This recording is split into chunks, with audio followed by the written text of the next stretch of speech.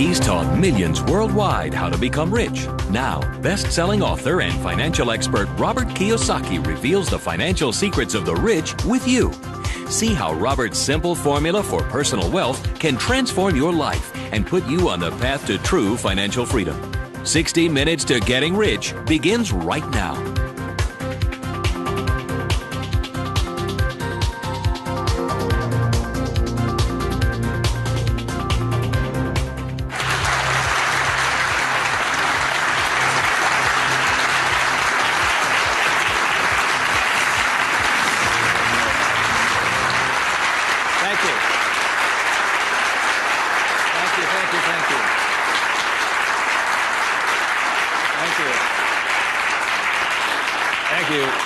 You're very kind. Thank you very much. First of all, thank you for coming here this morning. And some of you came some great distances. I remember every time I do a talk, I'm always worried that people won't show up. And so my ego couldn't handle the blow. So thank you for showing up, and I'll do my best to be of some value or entertainment today. First of all, how many people have had the chance to read Rich Dad, Poor Dad? Good. Okay, thank you.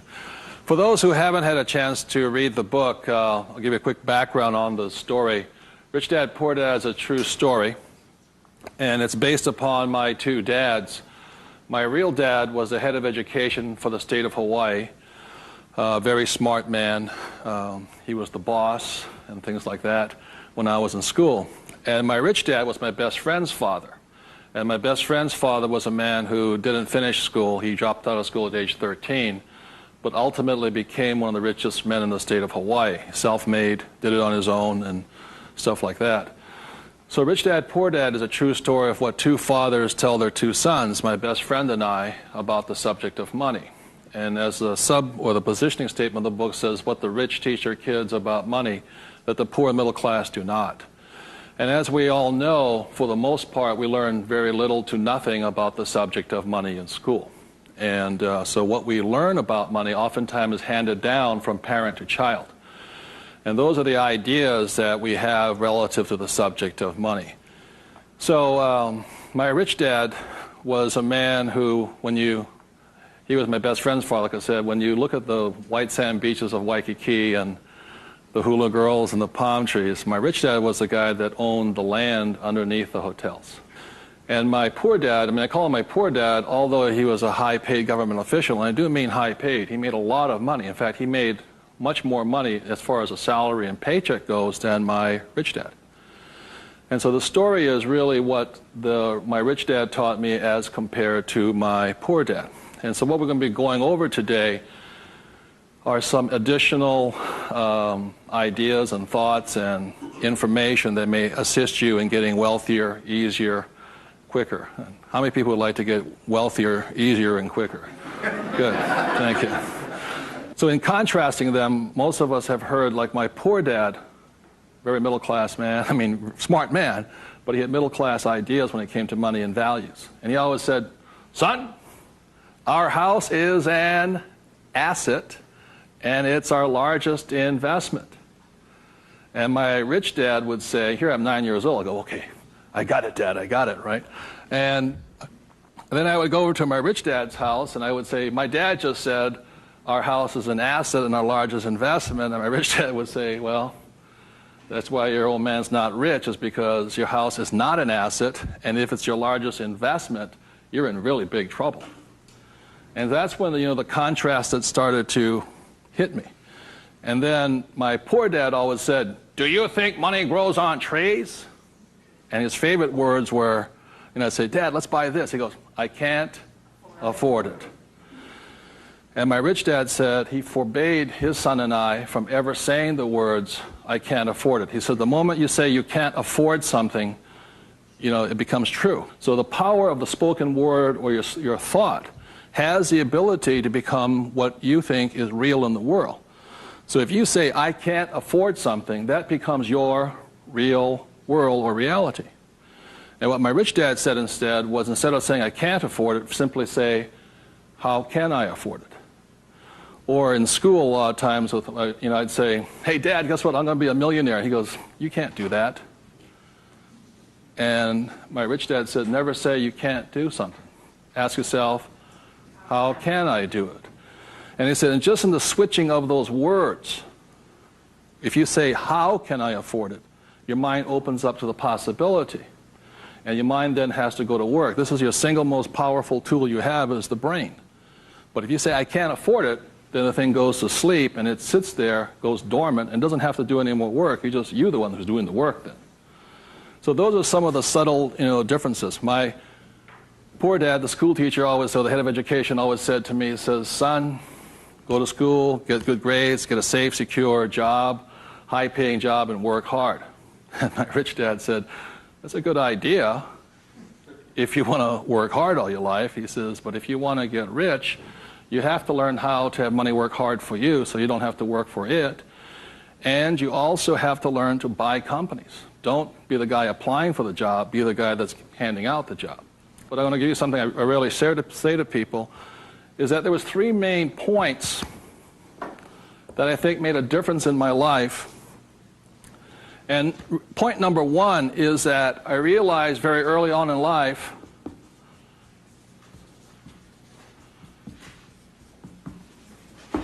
money is a what? Idea. It's whatever you think it is. Now, when people say, well, how can I get more money? I say, well, just first change the way you think. Change your ideas. That's the good news. That's all you have to do. I realize when I talk to people about money, I'm slamming straight into their ideas. And a lot of times with money, there's several subjects you don't talk about at the dinner table: sex, religion, politics, and money, and whatever. And the reason for that is it's a very volatile subject. Whereas in my family, my poor dad, the school teacher family, was, I'm not interested in money. Money is not that important to me. I began to realize that was my poor dad's idea, was his attitude. Whereas my rich dad always said to me, money is power. Money gives you power. Respect it. Treat it respectfully. So there's all these different ideas about the subject of money. The thing I hear people say is, I'll never be rich. And that becomes a self-fulfilling prophecy, you see. And that's why money, just as an idea, is so, so powerful. And when I talk to people, I oftentimes ask them, I said, what did your parents tell you about the subject of money? Because that becomes real. If you were told, go to school and get a job, see, many of us may not be in the same profession, but we're following the same path. And most people did not come from families that were rich. In America, less than 1 out of 100 people at age 65 becomes rich. In the richest country in the world. 1 out of 100. 4 become wealthy. I think 56% are dependent upon the government or a pension to take care of them. And they start going downhill. So what I had to do, what I'm going to be talking to you about, is I had to watch my ideas, I had to watch what I said, and I had to watch who was giving me the ideas. Okay? Because they're not the same. Like you go to one doctor and they say, eat a low-fat, high-carbohydrate diet. You go to another doctor, they say, eat a high-fat, low-carbohydrate diet. Somewhere you got to make your choice. Number 2, the thing that I learned by having 2 dads with their contrasting points of view, I realized this really early on.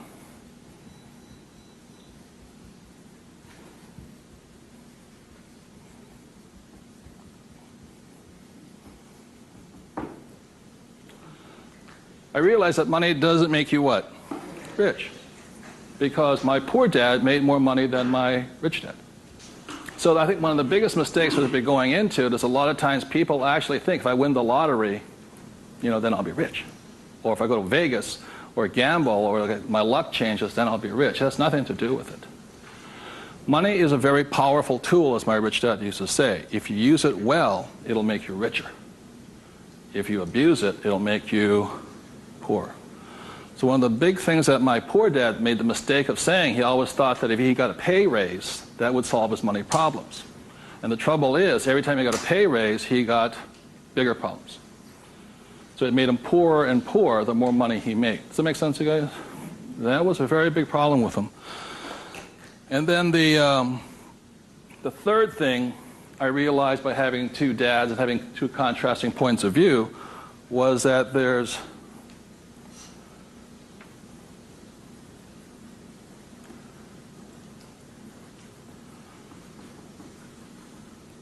Two kinds of money problems.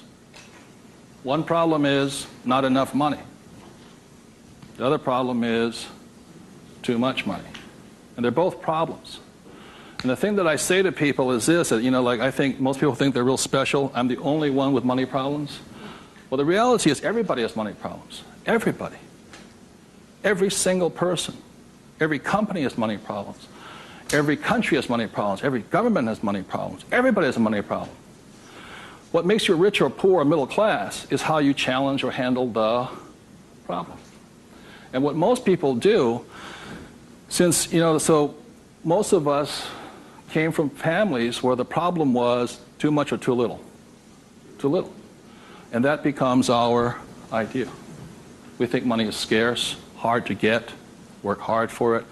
Very popular idiom going around today suggesting that the way you get rich is cut up your credit cards. Oh, man. Live below your means. Those are poor people's mentalities. Save, go long term, buy mutual funds. And it's not a rich person's way of thinking. I love my credit cards. They make me happy.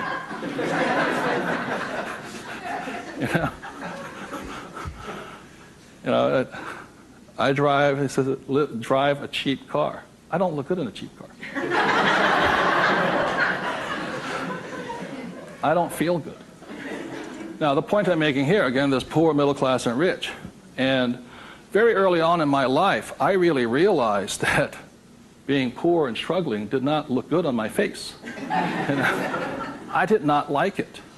But I grew up in a family that if you were rich, the idea was that you were crooked, evil, not caring, inhuman, not generous, and all that stuff. So if I said I want to be rich, then I went against my family's values. It was tough having that. Now, the other thing I saw was that by my rich dad managing his money well and becoming a business owner and an investor, that he got richer and richer and richer. Then he had a different kind of problem. His problem was too much money. And my rich dad said to me when I was about 18 or 19 years old, he said, son, there's two kinds of problems. Not enough or too much. Which one do you want? And at that point, doesn't make, and so I made an obvious choice. I said, I like the one with too much. I want to have that problem. And it's a very big problem. So knowing these three different things, I could make different distinctions and different choices in my life. The big point I want to make today is that money comes down to fundamentally a choice. That's all it is.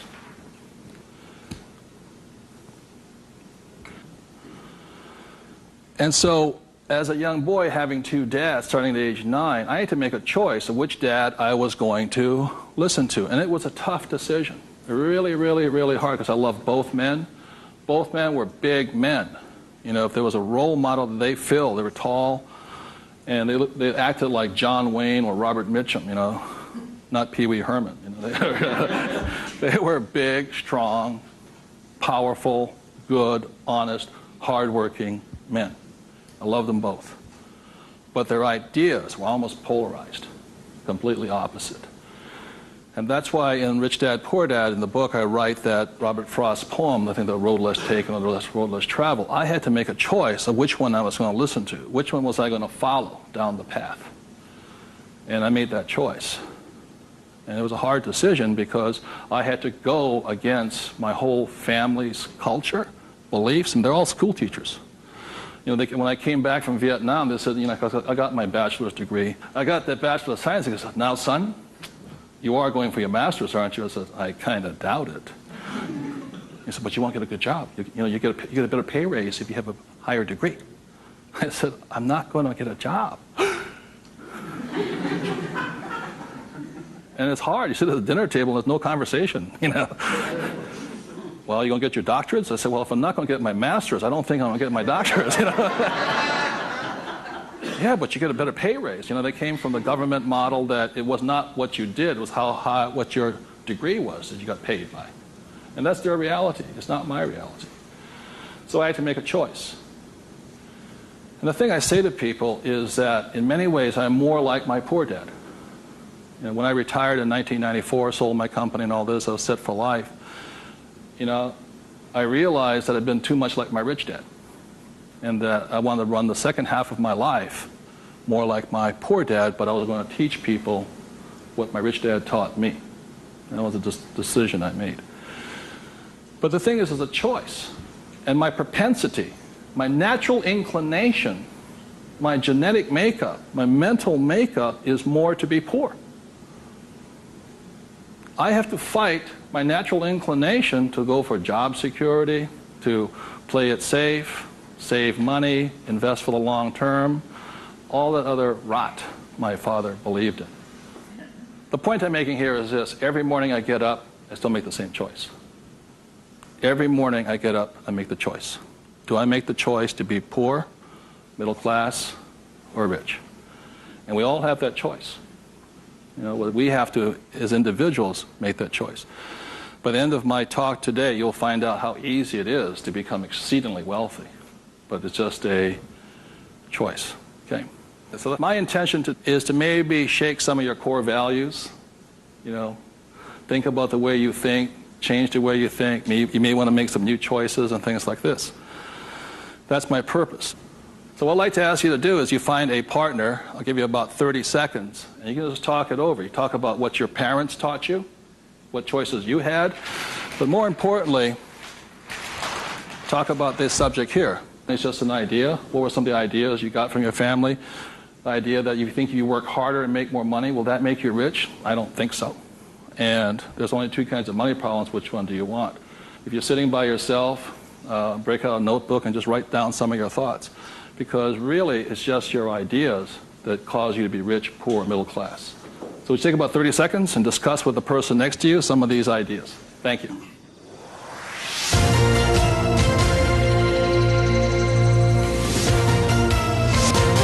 The main point of the book, Rich Dad, Poor Dad, for those who have not read it, so this is book number 1. The main message and the point is the importance of financial literacy. Can you read a financial statement? So, again, comparing my rich dad and my poor dad, the school teacher, was very word literate. I mean, he read a novel a week. He read constantly. And he used to say to me, you know, readers are leaders and leaders are readers. I said, good. And I go see my rich dad, who didn't read that much. He says, but the difference between your father and I is I can read numbers. So so Rich Dad, Poor Dad is very simply about the numbers. And this is an income, expense, assets, and liability. And that's the basis of financial literacy, a financial statement. Now, the problem, and so what it is about the difference between assets and liabilities, things like this, and this is really what the book was about. You know, the thing about asset, my father would say our house is an asset, and my rich dad would say it's not, because very simply assets, according to my rich dad, asset will put money in your pocket whether you work or not.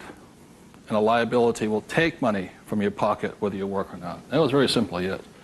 The important things about a financial statement is that it allows you to see the truth instead of being stymied by other people. My bankers never asked me for my report card yet, you know.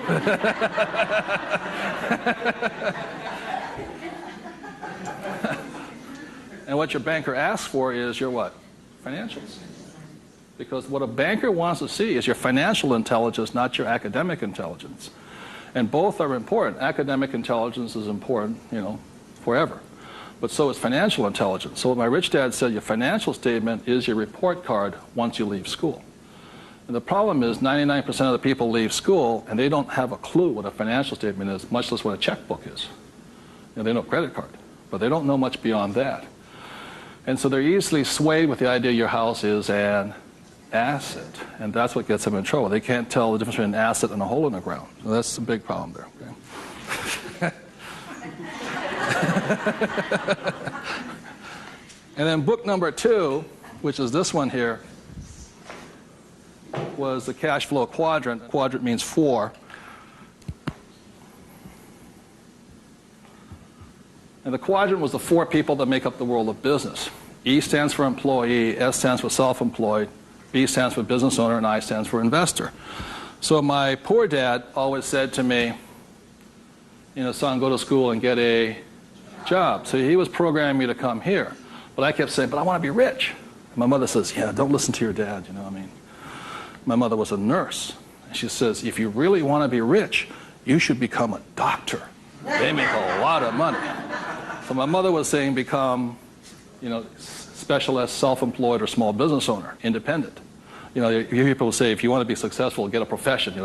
Something you can fall back on. Become a plumber, electrician, attorney, accountant, something you can fall back on. Because these guys are the smart guys. These are the people that become doctors, lawyers, accountants, and they're really the brains of the class. My rich dad said to me, Robert, you make a lousy employee. You can't follow orders. You don't like sitting still. And you're not very smart. I said, right. He says, you'd be very good over here. He says, because these guys aren't that smart. And that's the truth. That's why some of the richest people on earth are over here, because they're not smart. But they know how to surround themselves with smart people. And that's one of the biggest differences. And the other part is the investor. And the investor uses a different mentality, different emotions. The investor wants their money to work for them. And their words are, what's my return on investment? How soon I get my money back? See, most people have the money in a 401k. That's not an investment plan, it's a savings plan. An investor would not do that because it ties that money up too long. I want my money in and I want my money out. I want to know when it comes back to me. It's called velocity. How soon do I put it in? How soon does it come back? Savers put it in and they leave it there forever. It's a different value system. My rich dad said, you always tell an employee by their words. They use the same words all the time. So an employee will always say, I'm looking for a safe, secure job with benefits. Always. My rich dad also said you can always tell a self-employed person because they'll say such things as, I'm going to charge you 6% commission, like a real estate salesperson, or $100 per hour, or I'm going to charge you for the job by this much. So they go, for these people, time is money. And the business owner, what they say, I'm looking for the smart people, best people, I'm looking for the best system. They don't, because they want to move on and start another business. They want to have multiple corporations. Very big difference. And an investor says, I want an ROI.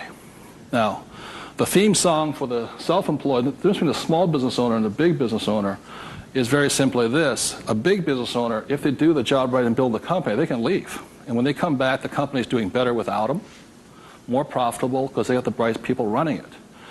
A self-employed or a small business owner, if they leave, the income goes where? Down.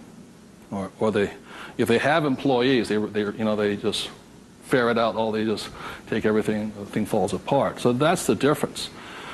And also the difference between an S and a B is the size of their ideas. Like a lot of times I meet people come up to me and say, I want to start a hamburger stand.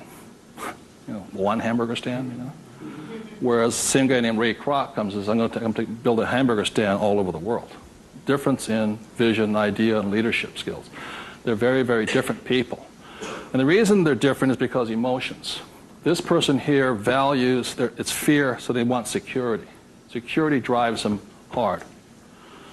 So they're fearful. This person over here is lack of trust. And these guys, they're highly specialized. They're also the most satisfying, because they have their own time, their own life, and all this. They're very happy this way, but it has its limitations also. And generally, these people are limited to about $500,000 a year max in here, just because time is money.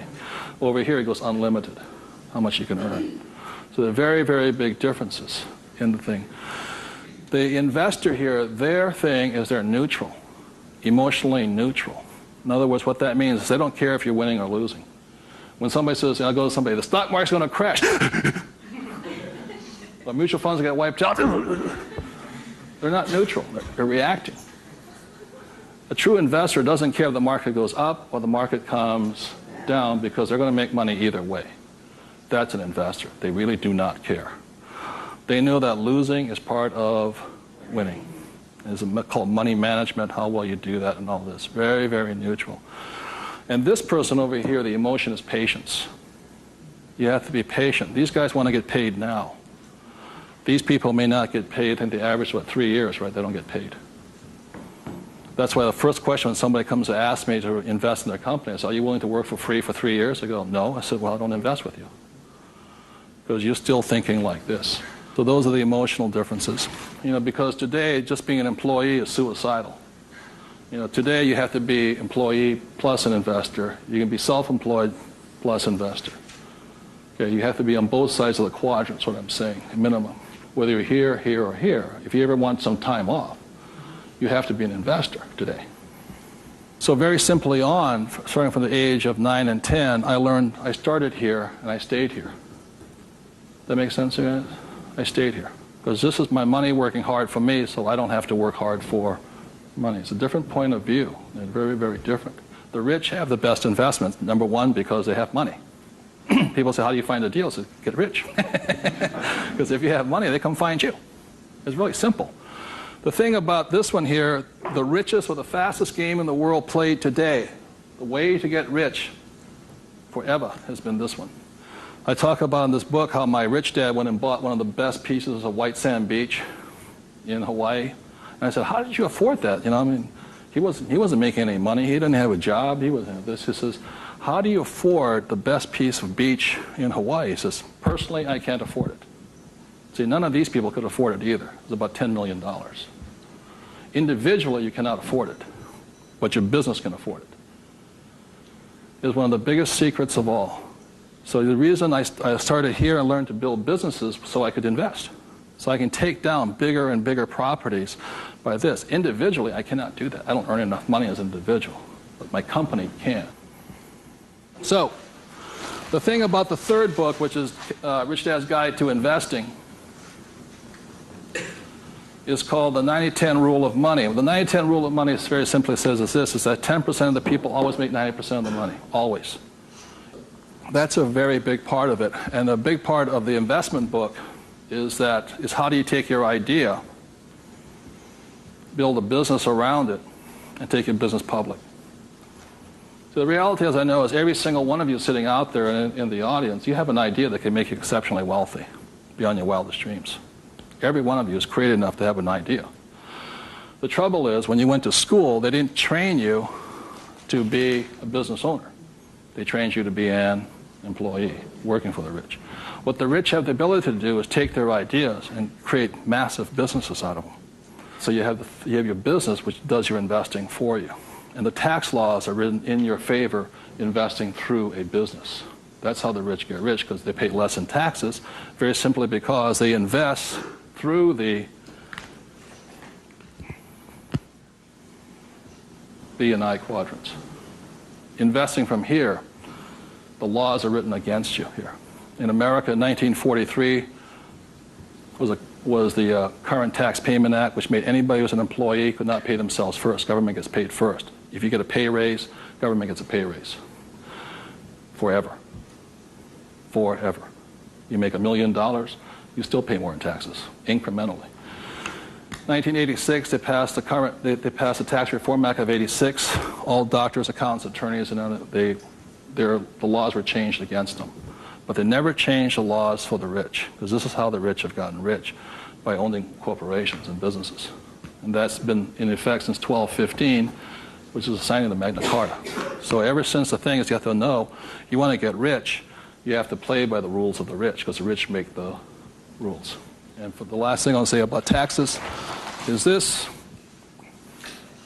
If you're an employee, the tax laws is that your financial looks like this. If you're a business owner, your financial looks like this. And the big difference here is this, is as an employee, your first line item expense is tax. If you're a business owner, it's the last. That is the biggest loophole ever. And that's why the rich get richer. Is they can take their money that comes in here and goes in here, and these guys' money comes in and goes there. Very big difference. So would you take 30 seconds and discuss whatever you have heard so far? Thank you very much.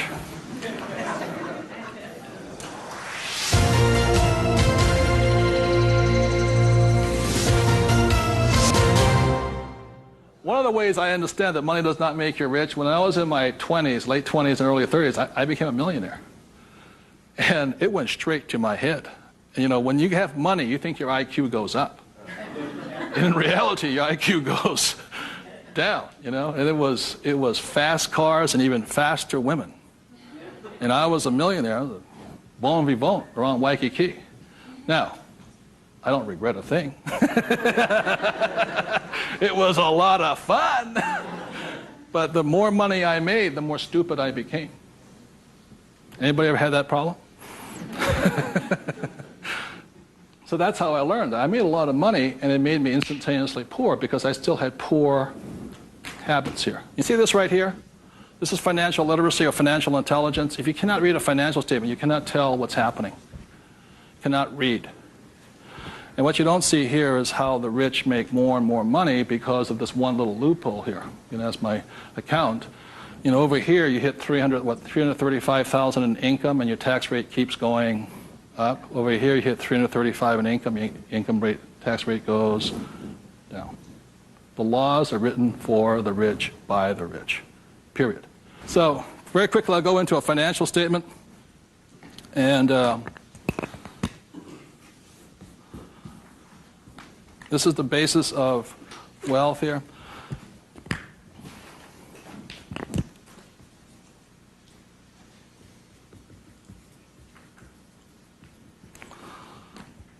So what happens to most people is they say their house is an asset and all this. My rich dad said, your house is not, whether a house is an asset or not, has nothing to do with this thing here. It has to do with the most single important word in business, and that word is called, what's the word? Cash flow. It's cash flow determines it. So, very simply, when I was 9 years old, my rich dad said an asset is something that flows money into your pocket, and a liability is something that takes money from your pocket. Just because your banker or your accountant says your house is an asset doesn't mean it's an asset. So when I read a financial, I see something listed here, and then I see whether it lodges up here. Now, if it doesn't lodge up here, then it must be going this way. It's going out the expense with no income. Does that make sense, you guys here? That's a very simple way of looking at it. Now, taking it one step further, this is where the confusion sets in, is very simply because if you buy a house for, let's say, $100,000, and you get an $80,000 mortgage on it, you put $20,000 down, the problem is your house is listed both asset as well as liability, and that's where the confusion starts. It's listed in both sides, and that's the problem. So the thing here is this, and by the way, the word mortgage comes from the French word mortir, which means death. You know, so that means you're engaged until you're dead with the house, and it's staggering. So let's say you buy this little green house here. Okay. The way you know it's an asset or liability is, let's say I use it as a rental property, and after paying all taxes, you know, taxes, insurance, and expenses, and all this stuff, I make $100 a month. It shows up over here under income of $100 a month. Now, if let's say I have a tenant who trashes the place, doesn't pay me rent, takes me a year to evict the bugger, immediately that house becomes a what? Liability. So the house can be either asset or liability, but it's not because it's an asset or liability listed here. What determines if it's an asset or liability is income and expense. So what makes a person struggle financially is that what they do is they go out and buy a house, and they call it an asset. So you have a house mortgage over here. You buy a car, you call it an asset. You buy yourself a Gucci suit, that's called an asset. You get a gold watch, it's an asset, and all this. But they're really what? Liabilities. And so what happens is, I can tell if a person's rich or poor or middle class very simply by reading the financial. I can look at the financial and see this. If money's coming in and money's going out, this is the cash flow pattern of a poor person. It's not how much money you make. It's how you spend your money. I know a doctor here in Arizona, he makes over $500,000 a year. But he spends $525,000 a year. It comes in and it goes what? Out. He thinks like a poor person. Okay. The average middle class person, because they have a job and the bankers like people with jobs and all this, they get all this stuff. This is their cash flow pattern. They have huge long-term liabilities. They're illiquid. Okay? And this is the cash flow pattern of the great middle class who think they're rich. My rich dad said, it's just because you live in a big house, have a nice car, and wear nice clothes, doesn't mean you're rich. You could be broke, more poor than the poor person. So the difference was, for me, was that I spent my life learning how to acquire assets. So I don't need a job. The object was never to work for money. It was to learn to acquire assets that put money in my pocket, either stocks, bonds, real estate, businesses. So this is the cash flow pattern of the rich. The way to find out how rich you are is this: is let's say you're married, husband and wife. If the two of you stop working, what happens? See, if my wife and I stop, income still keeps coming, because it's not dependent upon us working. The average person, all their assets, they realize if they stop working, are really liabilities. As my rich dad said, assets feed you if you stop working, liabilities eat you. And the reason they can't stop working is because the liabilities eat them. So the definition of wealth is how long can you survive without working? And it's measured in days or years in time. So when I retired in '94, my wealth was infinite. In other words, I always had more than enough money coming in that was greater than my expenses. And that's a way of thinking. Would you please take 30 seconds to discuss that thing on cash flow? It's cash flow that determines if you're rich or poor, okay? Thank you.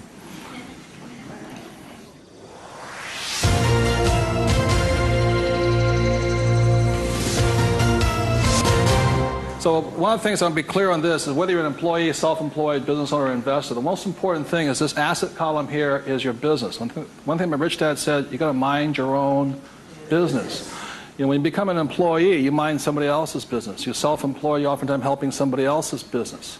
So regardless of where you are, this is your business here. Like I talk about a rich dad, poor dad, you know, somebody says, what profession are you in? What business are you? I'm a banker. So, well, what, you know, that's their profession. It's not their business. This is your business. And your business, you should be an investor. You know, managing your own portfolio, acquiring your own assets, be it business, real estate, or paper, like stocks, bonds, and mutual funds. So what we're taught in school is not to mind our own businesses. We're taught to mind everybody else's business. And that's my message, is mind your own business. That's how you get rich, okay?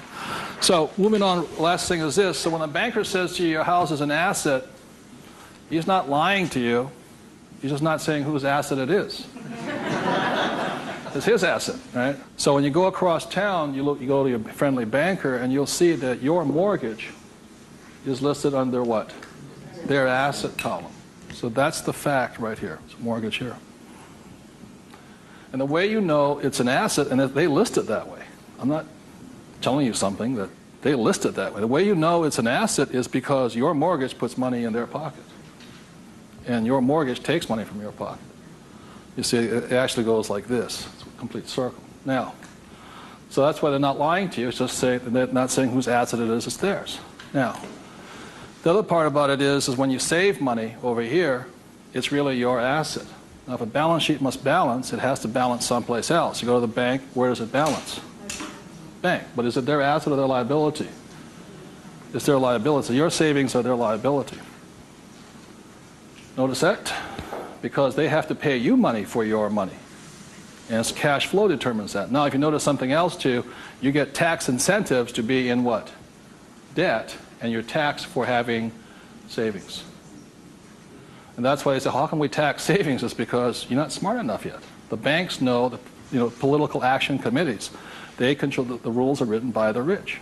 I'm not saying I love my bankers. I love them dearly. But you have to know the difference between assets and liabilities, and whose rules are you playing by? Poor, middle class, or the rich? Got it?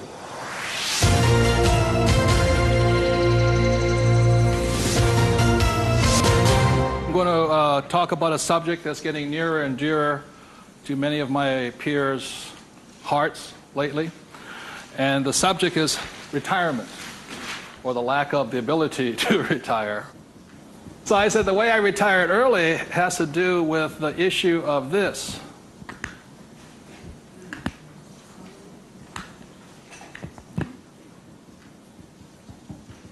Debt versus what? Equity. The reason I could retire early was because I'm in debt. I borrowed my butt off to retire early. The average person is going to take to 65, 75 as long as possible because they're trying to retire on what? Equity.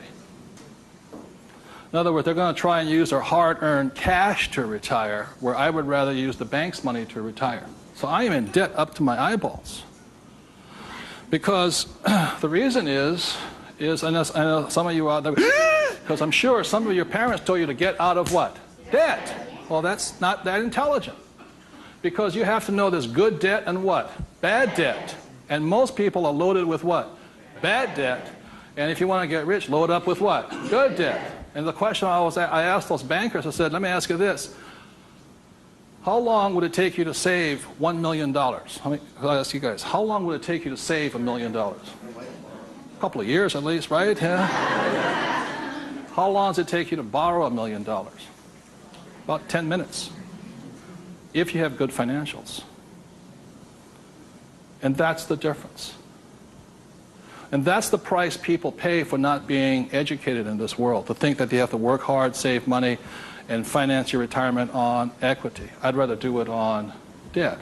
And the way I do it on debt is my banker will always lend me money on a thing called real estate. Always. They will not lend me money to buy stocks, but they will lend, even if it's bank of what stock, their own stock, they won't lend me $1 million for 30 years at 8%. But if I find a commercial building, $1 million, 8%, 30, they'll all day long. The thing that scares me right now is never have so many people in the history of the world bet their retirement on the stock market. And they've bet real money. Am I correct? And trust me, the market will crash. Always has and always will. Now, those taking deep breaths right now, it's because you're not, because that should be good news. Because if it crashes, that's when you get rich. But the people who have been trained to think of playing it safe and all this, they're going to be in terror. Completely different point of view. So the point I'm making here is this. One of the reasons I wanted to get educated, understand cash flow, play the game, was just so I could borrow money faster. When my poor dad always said to get out of debt. Debt was bad. So I just called, I just called my broker down the street here. I said, I need 2.4. He says, come in and sign the paperwork. That was it. 2.4 million, just sign. Now, because I can take that money and make 10 million out of it, the average person will go on vacation with it. Or buy a big house, or buy a boat. It's called fiduciary responsibility. If you can prove you know how to manage your money and you have the good financials, plus you have a couple of million in cash, they'll lend you all the money you want. Because they know my problem is too much money. And the reason I buy real estate is because I get more tax breaks. Real estate is a game of the rich, not paper. It's a really interesting world. So what I'm going to go into is how you can get to the point where you don't, I'm not recommending just go out and borrow today, especially if you have no education. I spent 40 years getting here to the point where I can call my broker up. Before, 10 years ago, I'd call them up and they'd laugh. How much do you want? Well, I took that as a feedback that I had to improve my financials. Does that make sense to you guys here? To the point where they would say yes. So the difference between my poor dad and my rich dad was this. My poor dad always said, get a high-paying what? Job. Big mistake. Because the trouble with a high-paying job is you get taxed. So my rich dad said, so was my poor dad, high-income job. That was the key to success. That's a very middle-class, pedestrian point of view. The rich know this. It's not how much money you make. It's how much money you keep. You've got to keep it. It is not how much you make. It's how much you keep. It's called the income to expense ratio. In other words, how much drops to your bottom line. Does that make sense to you guys here? How much drops?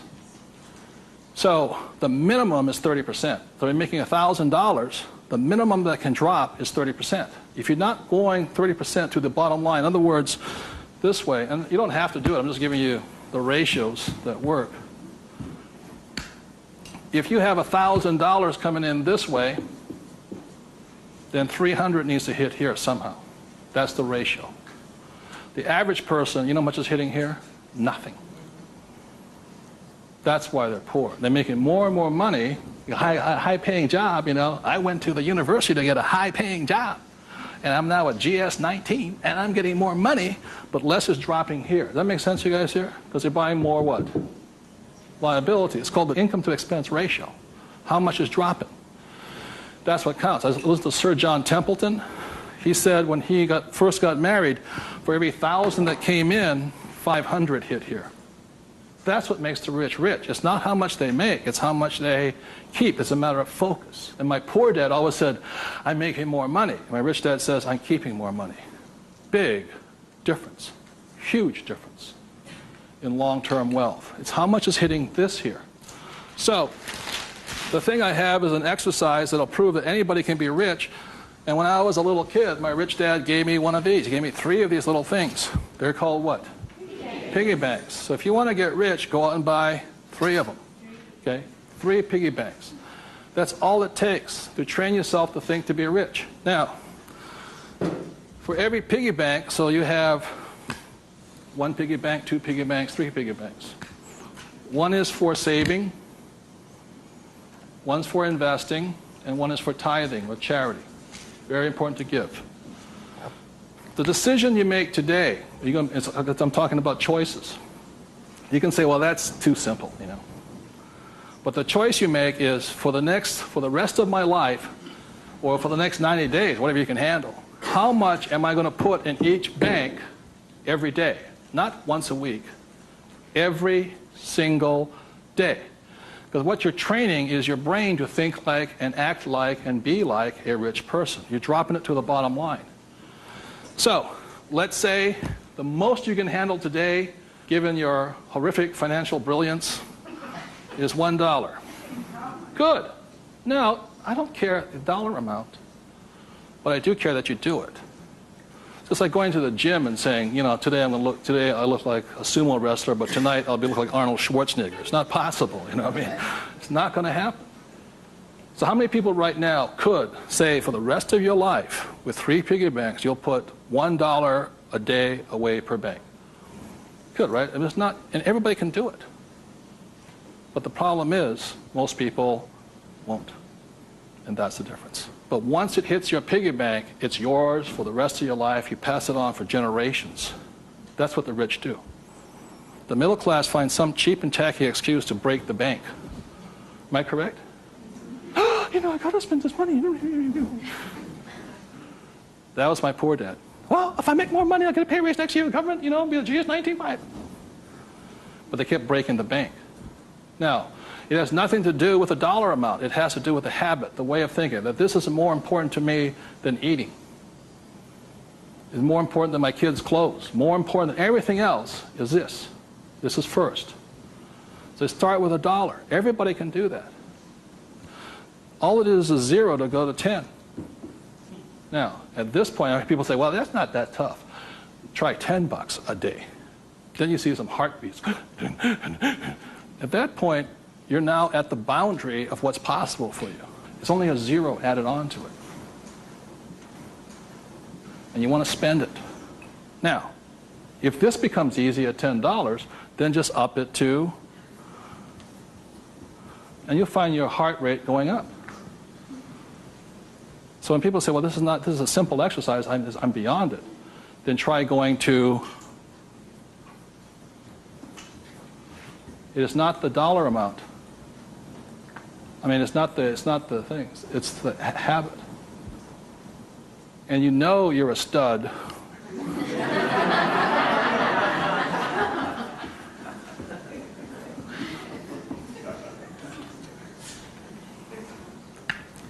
This never spent. This is what your mad money is. You buy your properties and stocks and bonds, mutual funds with. You can afford to lose this if necessary, but you never lose this one. And you tithe your church or charity of your choice. Now, I give to the charity that I would like to support, but I don't have the time to support. So you put your money where your body would be. Does that make sense to you guys here? My rich dad gave it to his church. My poor dad gave nothing. He says, when I have the money, then I'll give it. That's why he was poor. The next point here is that my rich dad always believed in job security. My poor dad, job security. And my rich dad believed in financial security. So the way you get financial security is, again, via these three things. This is the basis of it. Savings, investing, tithing.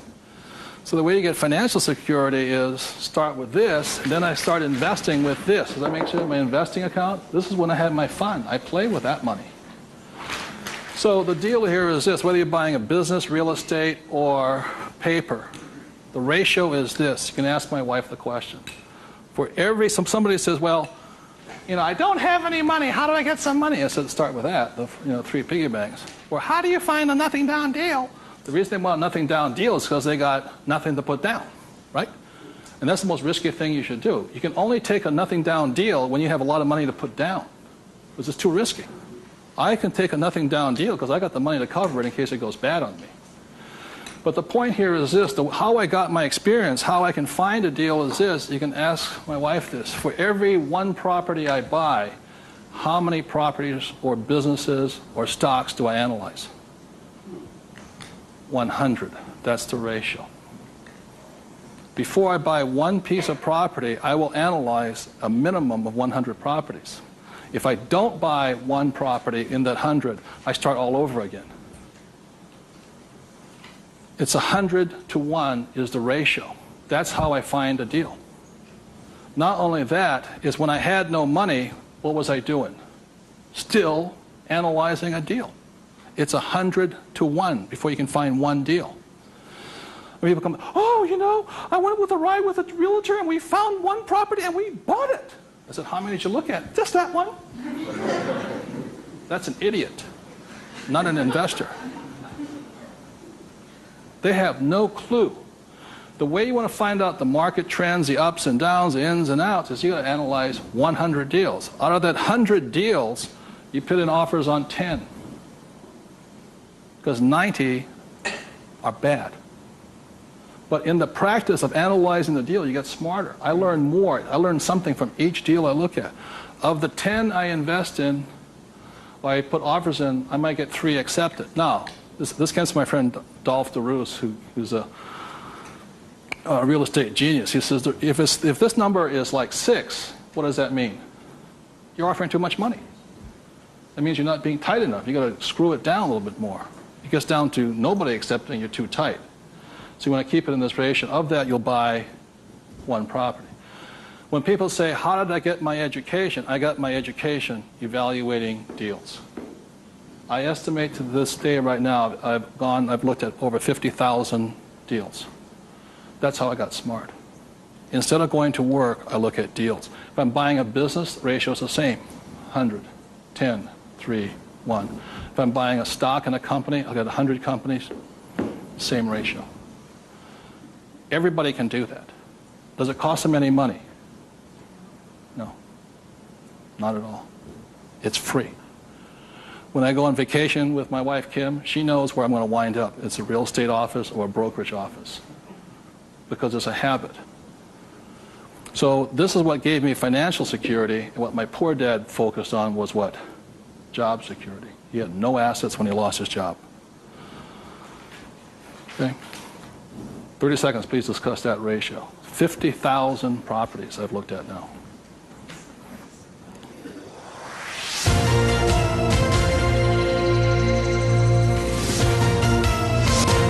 I'm going to do one last thing that, in my experience, keeps most people poor or struggling financially. So you remember the 3 piggy banks? That gives you the money. Doing this, 100 deals. The reason I don't have a job is because it interferes with looking at deals. I don't want to do that. I'm looking at a deal constantly. That's the people that work with it constantly. That's all I'm doing is tracking down deals. It's a waste of time to work. I don't get rich. So that's the thing. The second part is most people don't have the time to spend the time to get rich. They're too busy working for the money. And the third part is most people say it's risky or it's fearful or they chicken out. You know, they see a deal. Even if they see it, they back out. And I've seen so many people do it. And the reason for that is because if this is an iceberg, okay, most people, they say, I'm going to get the 3 piggy banks, I'm going to look at 100 deals, but it comes time to put the money, we call it go hard on the dollar. Got to go hard. If this is your conscious mind, let's say, this is your what? Subconscious. Money, sex, politics, religion. This thing takes over. I have seen people go, I might lose money, when the stock market crashes, and what if this is bad, and I'm going to call my accountant, my attorney. This talks. I see him walk away from it. Well, I'll think about it. It doesn't cost you anything to buy a piece of property. Nothing. It costs nothing. It's called you put an option down on it. I sit there and say, well, you got $1 million? I said, here's a $20,000 check. Don't cash it for a week. I'll see you. I option it. Same as in the stock market. Option. I don't use the thing. It doesn't cost you any money to buy a piece of property. But people will talk themselves out of it. Instead of interacting, these guys are reacting. And it's really tough here in Arizona, or you don't know what it's like to be in New York. I'm going, it doesn't make any difference, because the problem is between your ears. Because the fears come up, they start talking. You can't talk to these people at that moment. They're like, and the reason is because of the magic word. What is it? Fear. And what happens to the average person, fear stands for false evidence appearing real. And what I mean by false evidence is that if this starts talking, they'll start gathering the evidence to make sure that it's real. Well, you know that most businesses fail. Let me show you the facts, and let me show you the stats. See, they're looking for all that false evidence. They'll validate, they'll justify it. They'll call their mother, their sister-in-law, their brother-in-law. Yeah, we agree with them. Am I right? Yeah. They'll make it real. It's not real. Like, I got crucified that said, that the 9 out of 10 businesses fail. I said, that's correct. Yeah. Most of them fail, but one makes it. I said, look, I failed twice. Twice I was part of the 9, but once I made it to the 10. The difference between you and me is you haven't failed at all yet. Yogi Berra once said the great thing about the National League is that if you strike out 7 out of 10 times, you're in the Hall of Fame. So the biggest mistake was by my poor dad, my rich dad. This did his thinking for him. He could give you all the reasons why you fail. When I failed, I felt terrible for about a year. It was horrifying. I lost millions of dollars. Self-esteem, I was homeless again, on the street and all this. But once I got that back, I was stronger. Then I failed the next time. Oh, but 6 months depression. Third time I hit it. Difference is my poor dad said, you failed. My rich dad says, you haven't failed enough. There is a difference. And my rich dad also said, failure is part of success. People who avoid failure also avoid success. So your biggest expense is not what you spend. Your biggest expense is the money you're not making because you're afraid. So the thing that my rich dad taught me very early on, called fear.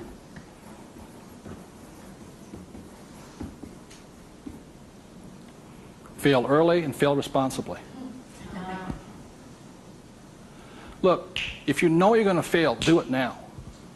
Don't wait. Because each time you make a mistake, you get smarter if you do it responsibly. So the thing that I do is when I fail, I go, like I said to my investors a couple of 4 years ago, I said, I need to raise $3 million. The chances are we're going to fail. And if you can't handle the $50,000 shot, don't put your money in here. There's a good chance I'm going to fail on this one. So people left the room, and I got more money because I was forthright with them. I said, if I lose it, I'll tell you I lost it, and I'll tell you the next deal. But failure is part of the process. So the thing that I say to people is fail early, correct, but fail small. The first deal my wife and I did when we got back into real estate was a $45,000 deal, $6,000 down. If we failed, we would have got smarter than somebody who didn't fail at all. But we didn't. So we pushed the boundary, going bigger and bigger, hoping to fail. While everybody's avoiding failure, I'm hoping to fail because I'm going to get smarter. I open my mind up, I ask people for their advice, I synthesize the data, make my own decision. But I live and die. If I make a mistake, I own this. I apologize, I blew it. I made a mistake. This is what I learned. Continue on. So I want to thank you all for being here. The thing I want to leave you most with is that every morning, you know, as a 9-year-old boy, I thought, who was going to listen to? It was a choice, rich dad or poor dad. Every morning I get up and I still make that choice. Who am I going to listen to? And I hope you make your choices for yourself. Thank you very much.